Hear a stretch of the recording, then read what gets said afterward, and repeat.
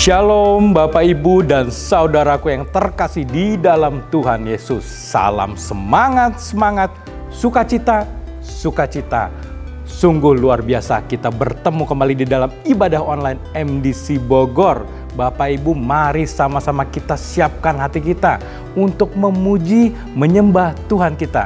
Dan kita siapkan pikiran kita untuk mendengar pesan Tuhan yang akan dibawakan oleh Pastor Lambert dari MDC Purwokerto.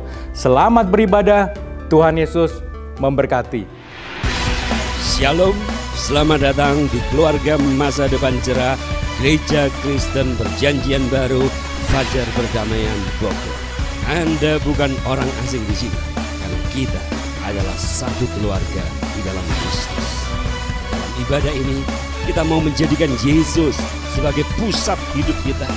Biarlah semua ibadah kita hanya untuk memuliakan Tuhan saja. Haleluya. Sesuai dengan amanat agung Yesus Kristus, kita melakukan pemuritan untuk setiap anggota gereja. Semua yang melayani dalam gereja kita harus mengikuti pemuritan. Ada 2 paket pemuritan dalam gereja kita, yaitu dasar kekristenan atau DK dan hidup berjemaat atau disingkat dengan HB. Kami menganjurkan saudara-saudari mengikuti pemuritan ini dan pasti akan bertumbuh dan diberkati. Sebagai gereja sel, kami menyelenggarakan kelompok-kelompok kecil di rumah. Supaya apa? Supaya kehidupan kekristenan kita bukan hanya sebagai suatu acara saja, tetapi kekristenan adalah komunitas yang saling membangun satu dengan yang lain. Silakan lihat di warna jemaat untuk mengikuti sel grup yang terdekat, atau biasa kita sebut dengan kesan kelompok saling memperhatikan. Selamat datang dan selamat beribadah dengan sukacita. Tuhan Yesus memberkati.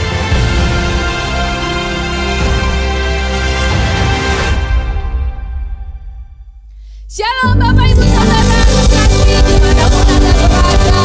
Bersyukur karena Tuhan memberikan kesehatan dari Tuhan sendiri. Perlindungan dari Tuhan adalah nyata dan sempurna. Saya percaya kita semua siap memuji Tuhan. Amin. Amin. Amin. Yes, mari langit dan bumi pujilah Tuhan. Umat Tuhan yang mengasihi Dia.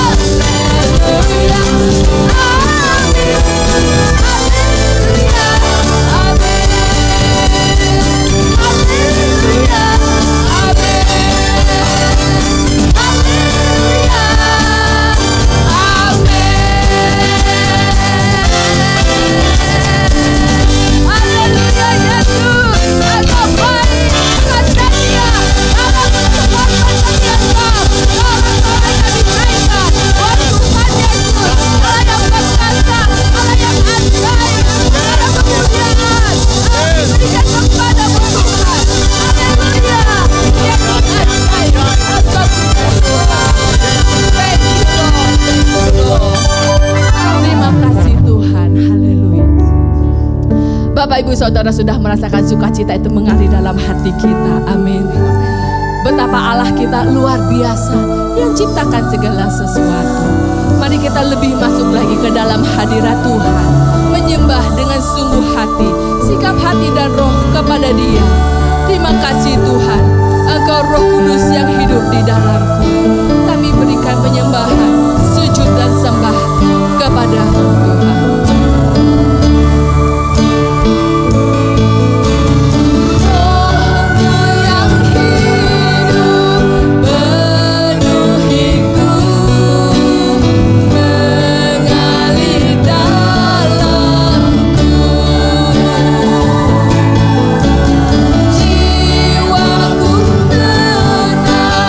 Bersamamu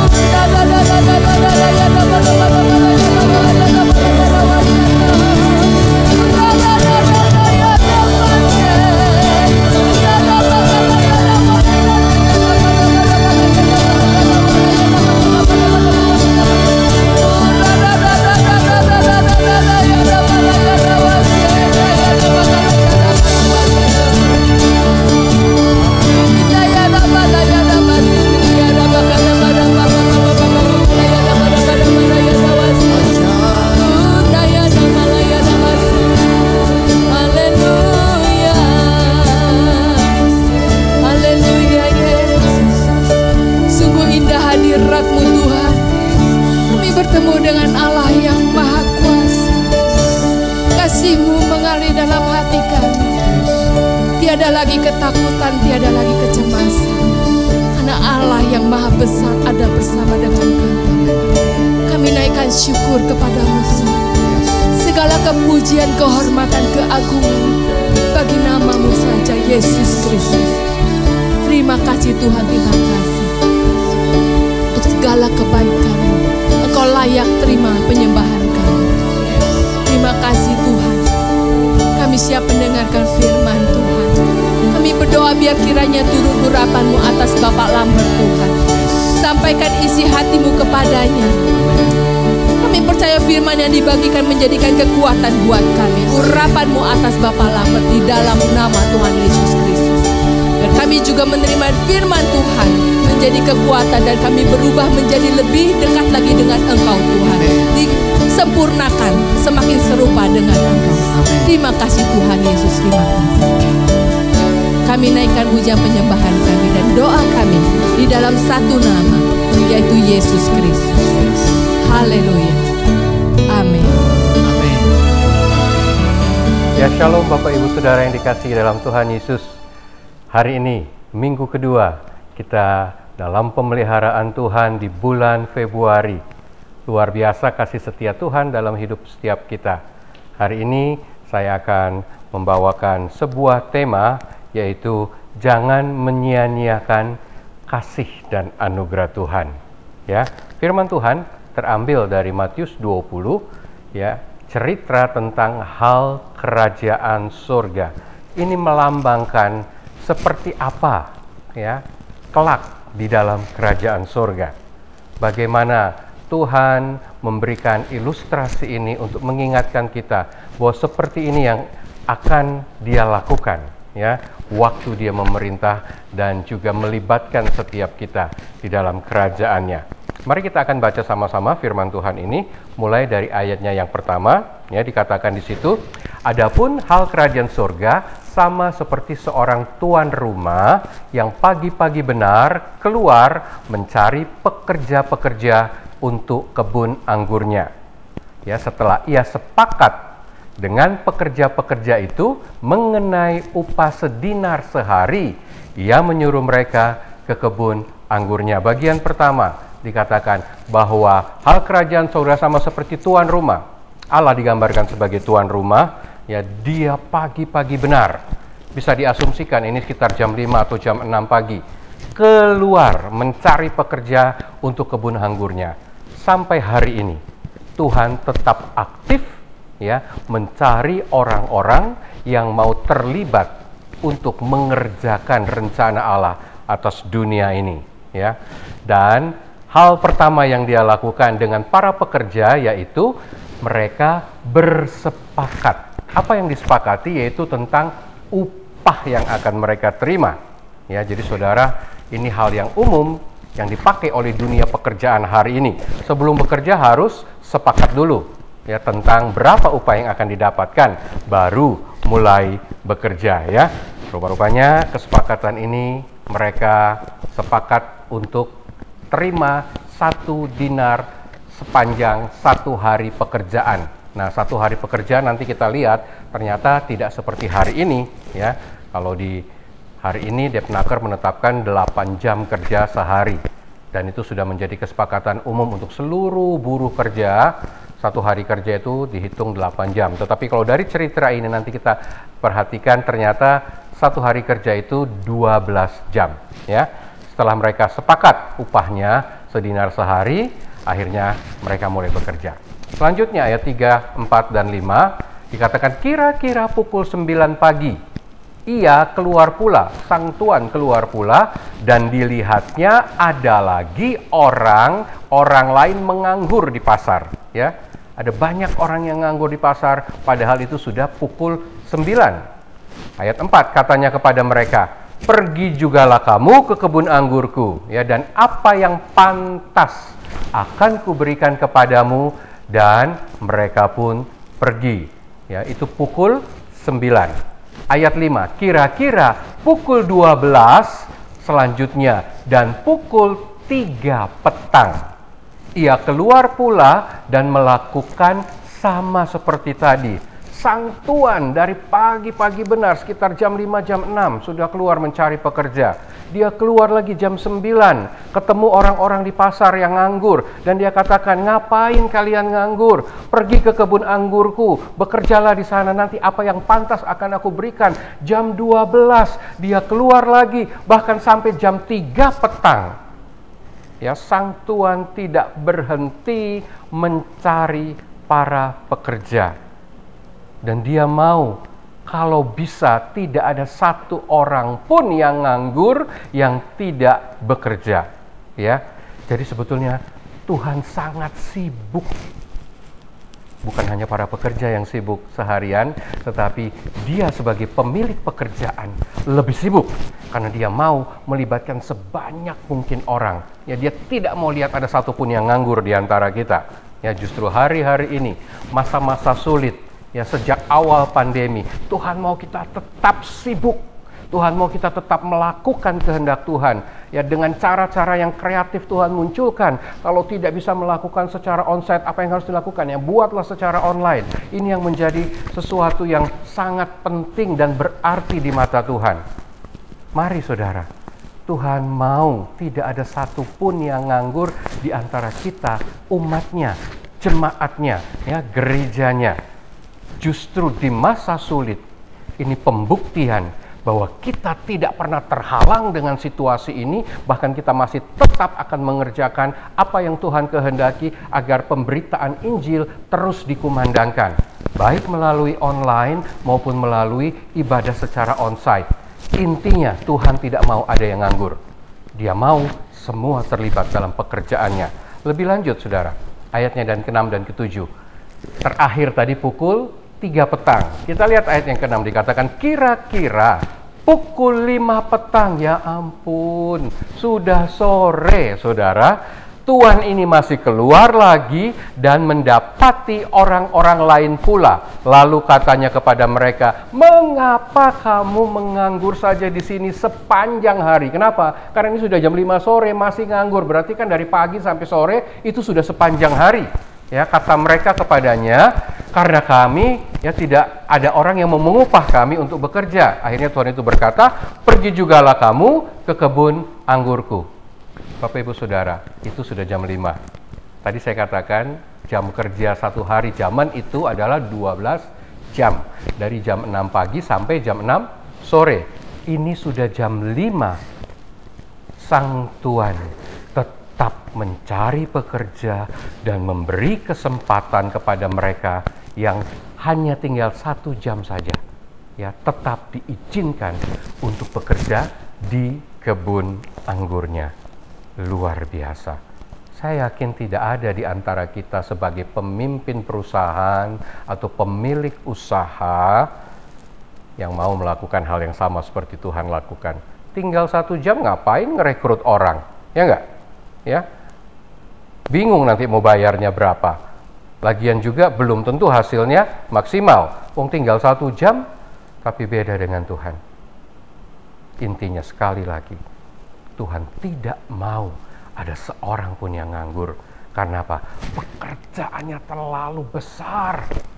Apa yang dia mau kerjakan terlalu luar biasa. Sehingga dia tidak pernah merasa cukup dengan jumlah pekerja. Karena itu Alkitab mencatat pekerja itu sedikit. Padahal tuaian yang ada itu sangat besar.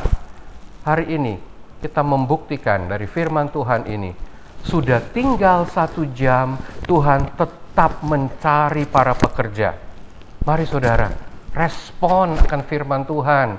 Jangan pernah merasa, aduh, udah terlambat, umurku udah lanjut, aku nggak bisa buat apa-apa. No, detik-detik terakhir pun Tuhan masih tetap memberi kesempatan untuk setiap kita terlibat dalam pekerjaannya. Ya, saudara bisa melakukan apa saja di dalam pekerjaan Tuhan. Ya, kita tahu ada kesan, ada alfa, ada pelayanan mimbar, ada pendoa, ada banyak hal. Sekalipun hari-hari ini kita dibatasi dengan protokol, tetapi itu bukan alasan untuk kita terlibat untuk mengerjakan kehendak Tuhan. Oke, selanjutnya ya masuk ke ayat yang ke-8. Selesai di sini dikatakan ketika hari malam. Ya, Tuan itu berkata kepada mandornya, panggillah pekerja-pekerja itu dan bayarkanlah upah mereka. Tetapi ada yang aneh. Kenapa? Ada kata mulai dengan mereka yang ya dikatakan masuk terakhir. Kok aneh Tuhan ini ya? Justru pekerja yang masuk pertama dari jam 6 pagi, sekarang disuruh antri paling belakang. Justru yang masuk terakhir jam 5, yang hanya bekerja 1 jam, malah disuruh antri paling depan dalam hal menerima upah. Nah saudara, dalam kerajaan Allah, saya belajar dari firman ini, tidak ada senioritas. Karena Tuhan adalah Allah yang berdaulat. Dia memberi pekerjaan karena memang itu yang Dia inginkan, bukan apa yang kita upayakan. Kita semua ini tadinya nganggur.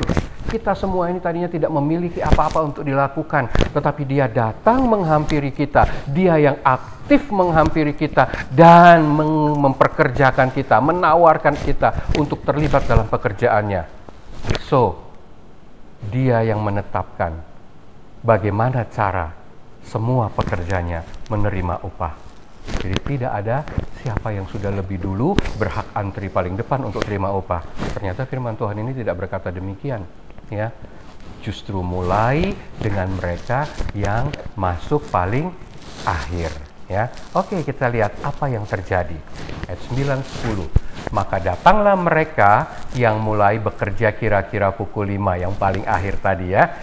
Dan lihat saudara, mereka menerima masing-masing satu dinar. Wow! Bukankah ini kesepakatan untuk 1 hari kerja? Tetapi Tuhan ini sangat bermurah hati, yang hanya bekerja 1 jam, masuk paling akhir, terima upah paling depan, dan sama upahnya dengan yang bekerja penuh 1 hari. Wow, ada sesuatu yang salah kayaknya di sini. Kalau kita berkata demikian, berarti kita menyatakan Tuhan itu salah. Ya, bahaya saudara. Hati-hati. Ada banyak orang giliran berbicara tentang upah, mulai hitung-hitungan tentang keadilannya muncul. Tapi saya mau katakan, keadilan yang sesungguhnya itu berasal dari Tuhan, bukan dari apa yang kita pikirkan. Ya, ayat 10. Kemudian datanglah mereka yang masuk terdahulu, dari yang jam 6 pagi, lanjut jam 9, lanjut jam 12, lanjut jam 3. Yang paling depan ini adalah jam 5. Terima upah 1 dinar. Saya yakin saudara, kalau orang antri, itu jaraknya nggak seperti sekarang saat pandemi harus distancing. Tetapi sebelum masa ini, kalau antri ya pasti berdekat-dekatan. Paling tidak mata orang di belakang kita bisa melihat waktu upah itu diberikan. Jadi waktu yang jam 5 terima 1 dinar, yang jam 3 di belakang kan lihat. Dan selanjutnya yang jam 12 juga lihat. Selanjutnya yang jam 9 juga lihat. Dan yang terakhir jam 6. Anggaplah yang jam 6 terlalu jauh di belakang. Tetapi yang jam 3 sempat lihat. Wah, ini cuma 1 jam dapat 1 dinar. Mulai, kalau ada hal yang baik, itu mudah sekali tersebar. Ya, dan mulai, wow, dia dapat 1 dinar. Jam 3 bisik-bisik kepada yang jam 12. Jam 12 mulai noleh ke yang jam 9. 1 jam dapat 1 dinar. Ya, jam 9 otomatis memberitakan kabar ini kepada si jam 6 yang paling ujung belakang antrinya. Ya, 1 jam dapat 1 dinar. Ya, saudara, saya yakin yang tadinya jam 6 mungkin sempat kecewa. Kenapa? Karena dia yang bekerja paling awal. Tetapi giliran menerima upah, dia harus antri paling belakang. Tadinya sempat kecewa. Tetapi begitu tahu yang jam 5 terima 1 dinar padahal hanya bekerja 1 jam, nah ini yang bahaya. Kalkulator kita mulai bekerja. Wah, 1 jam dikasih 1 dinar. Berarti aku 12 jam. Yang jam 6 loh ya. Berarti paling tidak harapannya muncul 12 dinar. Ini yang membuat banyak orang terluka. Ini yang membuat banyak orang kecewa. Kenapa? Melupakan kesepakatan. Ya. Karena itu ayat 10 dikatakan, kemudian datanglah mereka yang masuk terdahulu. Sangkanya, ya, mereka pikir, sangkanya, ya mereka mulai berasumsi, ini bahayanya, ya, bahwa mereka akan mendapat lebih banyak. Tetapi ayat 10 akhir dikatakan, mereka pun menerima masing-masing 1 dinar. Oh, penonton kecewa. Ya, sudah bekerja seharian penuh, ternyata hanya dapat 1 dinar. Sementara teman yang paling depan hanya kerja 1 jam, juga dapat 1 dinar. Mulai kecewa. Ini Tuhan gimana sih?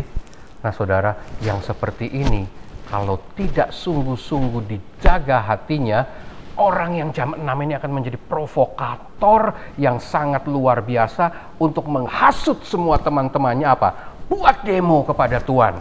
Ya, mereka bisa demo, Tuhan nggak terima. Oke, saudara, kalau nggak percaya, mari kita lanjut ke ayat yang selanjutnya. Ayat 11-12 dikatakan ya, ketika mereka menerimanya, mereka bersungut-sungut kepada Tuhan itu. Apa yang disungutkan? Nah, ini dia ayat 12. Katanya, mereka yang masuk terakhir ini bekerja 1 jam, dan engkau, ya saya tambahkan, Tuhan, menyamakan mereka dengan kami, lihat kalimatnya, yang seharian suntuk bekerja berat.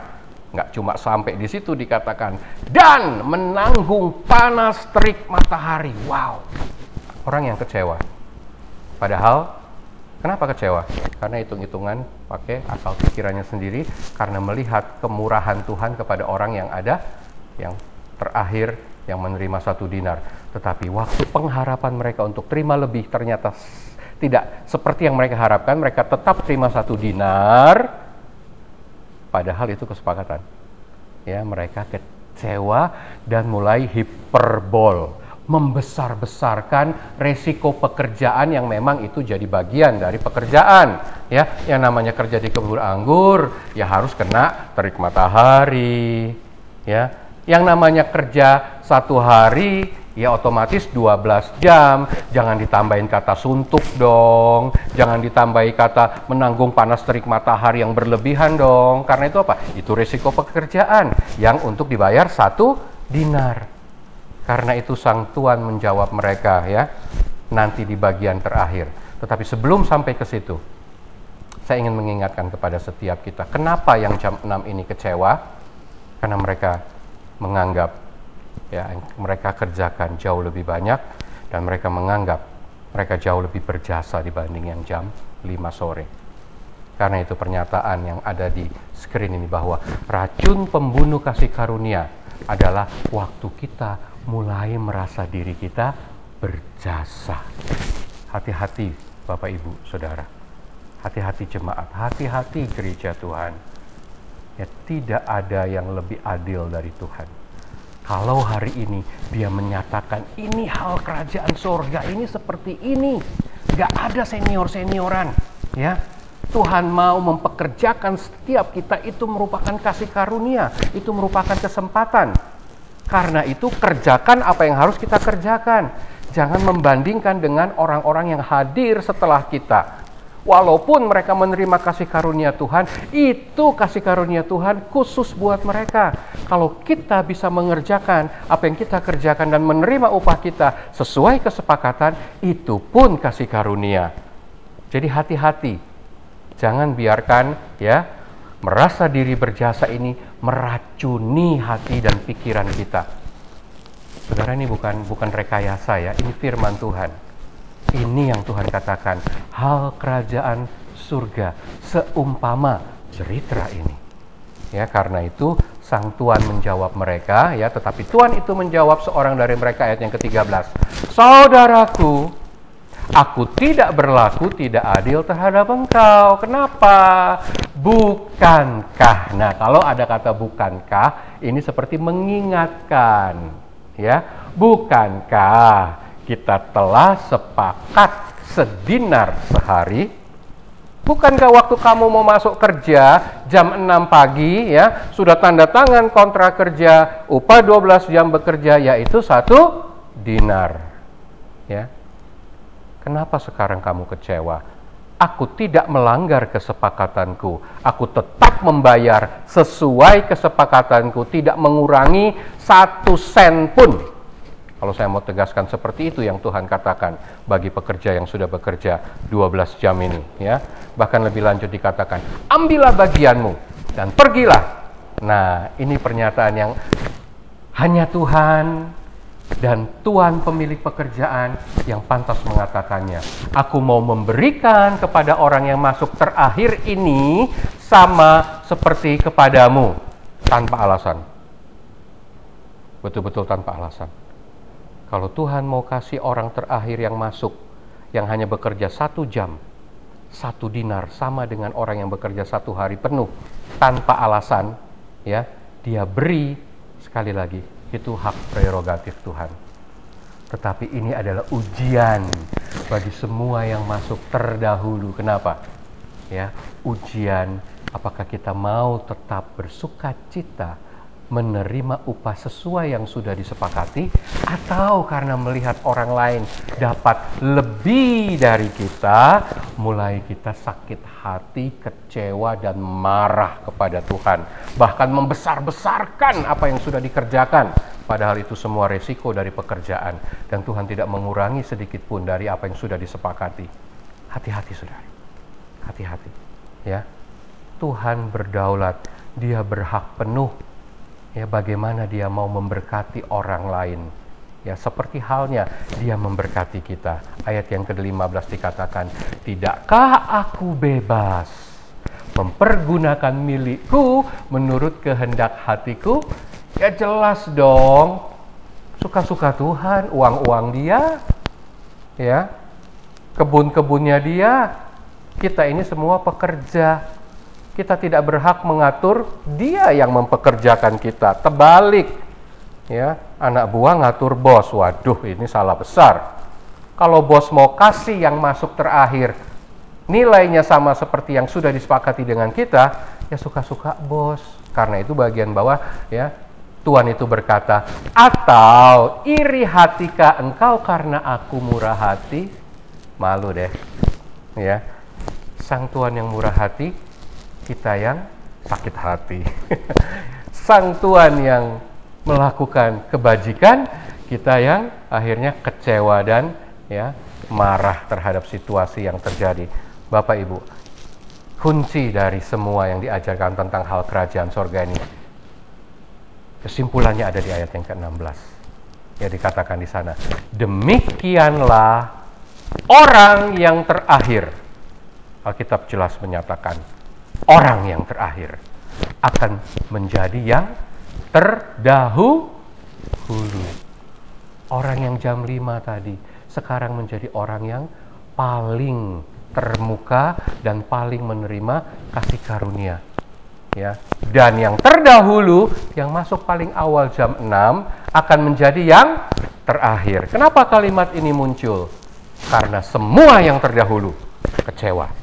Karena semua yang terdahulu protes. Karena semua yang terdahulu merasa berjasa dan berhak menerima lebih. Seandainya mereka tidak demikian, saya yakin Tuhan tetap Tuhan yang adil. Dia tetap akan memperhitungkan. Sekalipun kita tidak menyatakan apa yang ada di hati kita. Karena itu, jangan pakai cara-cara dunia. Lakukan terus apa yang Tuhan kehendaki. Jangan tuntut Tuhan untuk terima lebih. Karena Tuhan tidak pernah mengurangi sedikit pun jatah dari apa yang sudah disepakati. Toh kita tetap akan diberkati pada endingnya, ya, pada akhirnya. Tetapi karena terlanjur kecewa, terlanjur protes, kalimat ini keluar, ya, bahwa orang yang terakhir akan menjadi yang terdahulu. Sementara Anda yang terdahulu, yang memulai segala sesuatu, malah akan menjadi yang terakhir. Kenapa? Karena hati Anda kotor. Karena hati Anda tidak benar. Sekali lagi, Tuhan bebas melakukan segala sesuatu. Dari cerita ini pertanyaan saya, siapa yang paling berbahagia? Ya, otomatis yang masuk kerja paling akhir. Mengapa? Karena mereka menerima kasih karunia. Saudara, hari-hari ini bukan masalah kerja keras, ya, bukan masalah work hard, tetapi work smart. Itu yang Tuhan cari. Ya.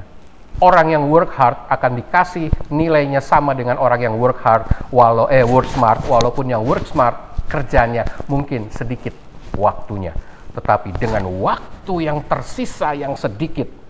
Let's say, kasih contoh sederhana. Anggaplah 1 jam kerja itu menghasilkan 1 bakul panenan buah anggur yang terbaik. Orang yang jam 6, 12 jam kerja, berarti sudah mengumpulkan 12 hasil panenan, 12 bakul. Tetapi apakah itu tidak mungkin dilakukan oleh orang yang bekerja jam 5? Dengan cara yang lebih smart, dia bisa memanfaatkan waktu yang cuma 1 jam, juga bisa menghasilkan 12 bakul? Sangat mungkin, saudara. Ya, karena kita tidak pernah mengerti kemampuan setiap pekerja yang masuk ke dalam ladang Tuhan. Karena itu, jangan membandingkan apa yang sudah kita kerjakan dengan yang orang lain sudah kerjakan. Tuhan punya kasih karunia pada kita masing-masing. Yang jelas, dia tidak mengurangi sedikit pun perjanjiannya atas hidup kita. Apa yang sudah disepakati, dia tepati. Ya, karena itu sekali lagi, saudara, mari alami dan nikmati kasih Tuhan itu dengan hati yang murni, hati yang jujur, hati yang terbuka. Ya, kenapa? Yesaya 43 ayat 25 berkata, Akulah dia yang menghapus dosa pemberontakanmu, bukan karena engkau baik, bukan karena engkau pinter ambil hati, bukan karena engkau ya memang pantas mendapatkannya, tapi oleh karena aku sendiri. Kita ini diampuni tanpa ada alasan apapun, tanpa ada andil kita sedikit pun. Kenapa? Kita diampuni itu karena Tuhan sendiri. Ya, tidak ada hal yang pantas untuk membuat kita menerima upah. Tidak ada hal yang pantas, apalagi pengampunan dosa. Kalau bukan karena Tuhan semata-mata, kita semua binasa. Dan yang luar biasa dia katakan, aku tidak mengingat-ingat dosamu. Ya, definisi salah satu dari kasih. Ya, dia tidak ya mengungkapkan ya apa yang sudah terjadi. Dia menutupi segala sesuatu, bukan membongkar segala sesuatu. Allah itu kasih, dia tidak mau mengingat-ingat dosa saudara. Kalau saya jadi Allah, setuju, ngapain juga nginget dosa kita, ya, dosa saudara yang wow, luar biasa. Satu orang aja dosanya minta ampun banyaknya, mau ngingat semua orang, ya, nggak ada kerjaan kali, ya. Jadi hari ini pesannya singkat, jangan sia-siakan kasih karunia Tuhan dalam hidup kita, ya. Karena sekali lagi, kalau kita boleh dipanggil melayani, bekerja di ladangnya, itu kasih karunia dan anugerah yang terbesar dalam hidup kita. Mazmur 103:14 dikatakan, sebab dia sendiri tahu kok siapa kita. Dia ingat kalau Bapak, Ibu, dan saya ini hanya debu. Ya, saudara lagi nonton ibadah online ini dengan siapa? Tengok kiri kanan, katakan, cuma debu, jangan sombong. Ya, cuma debu, jangan merasa diri berjasa. Tapi Tuhan ingat, dia tahu karena kita ini debu, karena itu dia sungguh-sungguh mengasihi kita. Mazmur 103 ayat 10-11 dikatakan, tidak dilakukannya kepada kita setimpal dengan dosa kita. Sudah dosanya paling banyak, ya, kelas kakap lagi dosanya. Segitunya Tuhan tidak melakukan kepada kita setimpal dengan dosa kita, dan tidak dibalasnya kepada kita setimpal dengan kesalahan kita. Tetapi ya setinggi langit di atas bumi, demikian besarnya kasih setianya atas orang-orang yang takut akan Dia. Mari waktu kita terima pengampunan dosa, menjadikan Kristus Yesus Tuhan dan Juru Selamat kita, sungguh-sungguhlah takut, respek, hormat akan Dia, saudara. Karena sekali lagi, kita tidak punya alasan untuk dikasihani, tetapi Dia mengasihani kita. Ya, sejauh timur dari barat, demikian dijauhkannya daripada kita pelanggaran kita. Timur dari barat, itu nggak ada ukurannya. Tidak terukur, tidak terhingga. Epsilon, ya, tidak terbatas. Demikian dijauhkan daripada hidup kita, dosa dan pelanggaran kita. Dia yang mengampuni, bahkan menyembuhkan, menebus dan memahkotai kita dengan, ya, dikatakan kasih setia dan rahmat. Mazmur 103 ayatnya yang ketiga dan keempat.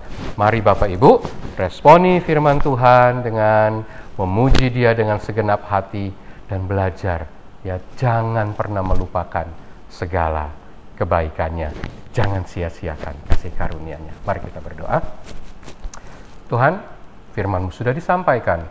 Roh Kudus berbicara secara pribadi supaya kami mengerti di dalam kerajaan-Mu tidak ada senioritas. Engkaulah yang adil. Engkau melakukan seturut kehendak-Mu. Kepada siapa Engkau mau bermurah hati, kesanalah kasih setia-Mu terarah. Tetapi jaga hati kami supaya tidak merasa diri berjasa dan akhirnya kami menjadi orang yang paling akhir. Padahal kamilah yang memulai segala sesuatu paling awal. Kuduskan dan layakkan kami kembali. Terima kasih karunia-Mu dan terus mengerjakan dengan berbagai cara, tetap terlibat aktif, tidak satu pun dari kami yang nganggur. Terima kasih Tuhan. Dalam nama Tuhan Yesus kami mengucap syukur. Amin. Bapak, Ibu, dan saudaraku terkasih, saya percaya ujian penyembahan, bahkan firman Tuhan yang telah kita terima akan menjadi kekuatan bagi kita semua. Sebagai ucapan syukur, Bapak Ibu dapat memberikan persembahan, perpuluhan, dana diakonia, dan dana pembangunan gereja ke nomor rekening yang tertera pada layar Bapak Ibu. Untuk persembahan dan perpuluhan, Bapak Ibu dapat juga melalui OVO dan GoPay dengan cara men-scan QR Code yang tertera di layar Bapak Ibu. Bapak, Ibu, dan saudaraku terkasih, kondisi saat ini belum memungkinkan kita untuk beribadah di dalam gedung gereja. Jadi untuk kebaktian tanggal 20 Februari tetap dilakukan secara online. Kebaktian dapat mulai diakses melalui channel YouTube MDC Bogor Online yang akan dilayani oleh Pastor Mimi Santosa. Bapak, Ibu, jangan lupa untuk like dan subscribe channel kesayangan kita ini. Doa Jemaat Rabu Malam diadakan setiap Rabu malam jam 18.30. Kami mengundang Bapak, Ibu, dan saudaraku terkasih untuk mengikuti doa Jemaat Rabu ini. Bapak, Ibu dapat melihat ID meeting dan password Zoom pada layar Bapak, Ibu. Doa Fajar diadakan setiap Senin pagi jam 5.30. Kami mengundang seluruh Jemaat Bogor, Depok, dan Tangsel untuk mengikuti doa Fajar ini. Dapat diikuti melalui Zoom yang Bapak Ibu dapat lihat di layar Bapak Ibu untuk password dan meeting ID-nya. Bapak Ibu, mari bergabung di dalam kesan online. Di sini kita bertumbuh bersama dan tetap menjangkau jiwa-jiwa walaupun di masa pandemi seperti ini. Mari sama-sama bergabung di dalam kesan online. Doa puasa jemaat pada bulan ini akan diadakan pada tanggal 20 Februari pada jam 2 siang. Kami mengundang Bapak, Ibu, dan saudaraku seluruh jemaat MDC Bogor, Depok, dan Tangsel untuk mengikuti doa puasa jemaat ini. Bagi para pelayan, diwajibkan untuk mengikuti doa puasa jemaat ini. Alpha Course Online adalah kursus yang membahas pertanyaan-pertanyaan seputar kehidupan ditinjau dari sudut pandang kekristenan. Dikemas di dalam suasana yang santai dan menarik, ada games yang berhadiah, ada video pengajaran yang seru, juga diskusi yang akrab. Alpha Course Online ini dimulai pada tanggal 14 Maret 2021 untuk MDC Bogor, Depok, dan Tangsel. Ada juga yang untuk remaja dan youth, juga untuk Alpha Keluarga. Bapak, Ibu, dan saudaraku, Alpha Course Online ini gratis atau free. Jemaat dapat mengajak keluarga atau sahabat untuk ikut ke dalam Alpha Course Online ini. Bagi jemaat yang belum tergabung di dalam kesan, dapat mengikuti Alpha Course ini juga. Untuk info lebih lanjut, boleh menghubungi nomor kontak yang tertera pada layar Bapak Ibu. Berita keluarga. Setelah lahir seorang putra bernama Ethan Kurniawan, pada hari Selasa tanggal 26 Januari 2021. Putra dari Bapak Agus Kurniawan dan Ibu Christine Adiati, anggota kesan dari Ibu Titi. Kami segenap keluarga besar Masa Depan Cerah mengucapkan turut bersukacita atas kelahiran ini.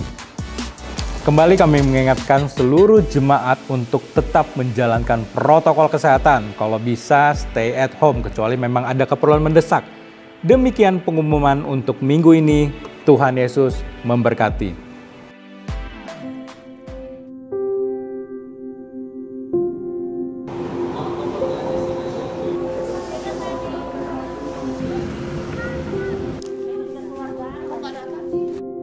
Waktu saya muda dulu, saya obat-obatan, saya narkoba. Setelah saya berumah tangga juga nggak ada hal yang berubah di hidup saya. Kalau obatan saya nggak lagi, cuman sebelum ikut Alfa dan setelah berumah tangga itu saya pernah nyakitin hati suami saya. Itu nggak semua orang tahu, hanya aku dan dia aja yang pernah tahu. Itu titik terendah di rumah tangga, nyakitin hati dia. Dan kami banyak utang dulunya.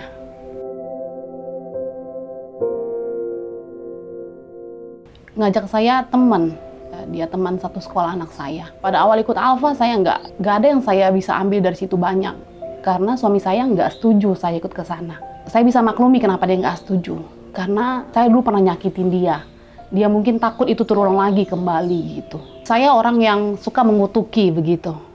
Karena di keluarga suami saya itu, semua saya mau menghilangkan kutukan yang sering saya ucapkan ke saudara-saudara saya.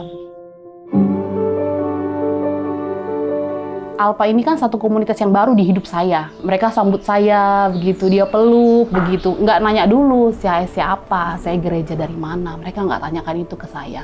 Saya masuk, dia nggak nanya saya siapa, saya teman siapa. Mereka nggak tanya. Mereka peluk saya. Itu nyaman. Apa weekend itu Alfa yang kelima ya. Di malam itu Pastor Tini tanya sama kita satu-satu begitu. Berapa umur kami begitu. Dan berapa sisa umur yang kita ada sekarang gitu.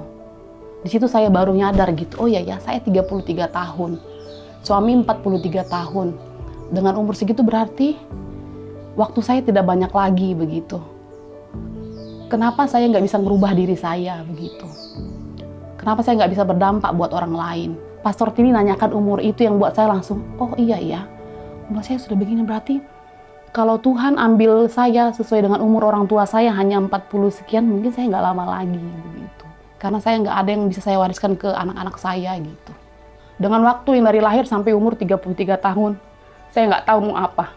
Kalau saya susah, saya mau kemana siapa? Saya nggak tahu anak-anak saya ini saya mau buat kemana.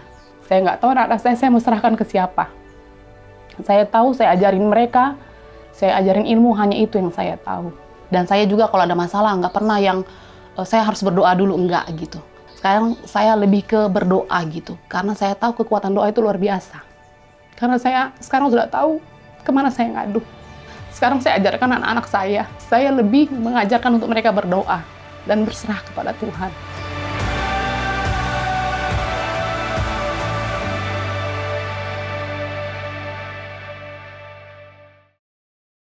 Mari Bapak Ibu, firman Tuhan telah disampaikan, pujian penyembahan sudah disampaikan, dinaikkan, dan kita mau hari ini mengakhiri ibadah kita. Mari kita bangkit berdiri, terimalah berkat Tuhan. Biarlah kasih karunia yang abadi dari Tuhan kita Yesus Kristus tercurah atas kehidupan setiap Bapak Ibu. Bapa yang setia akan terus menyertai, melindungi, bahkan memberkati setiap pekerjaan tangan saudara-saudara sekalian. Dan Roh Kudus dengan pengertian yang ajaib menyingkapkan, membuka setiap rahasia firman, memberkati hidup saudara, dan terus mengajarkan saudara hal-hal yang harus saudara kerjakan, sehingga tidak satupun dari saudara yang kedapatan tidak setia. Semua menerima kasih karunia lebih besar, semakin besar, dan terus mengalami perkara-perkara yang ajaib bersama dengan Tuhan. Damai sejahtera Allah memenuhi setiap hati dan pikiran Bapak Ibu. Damai sejahtera yang memerintah hati dan pikiran Bapak Ibu. Dan damai sejahtera yang membuat Bapak Ibu dapat menerima ketenangan untuk tetap bisa berharap penuh kepada Tuhan. Terpujilah nama Tuhan, diberkatilah segala kerinduan Bapak Ibu, dan sepanjang minggu ini ke depan, perkara-perkara ajaib masih akan saudara alami. Demi nama Tuhan kita Yesus Kristus, yang menerima berkat bersama berkata, amin, amin. Tuhan memberkati Bapak Ibu sepanjang minggu ke depan, alami terus kekuatan kuasa-Nya. Amin.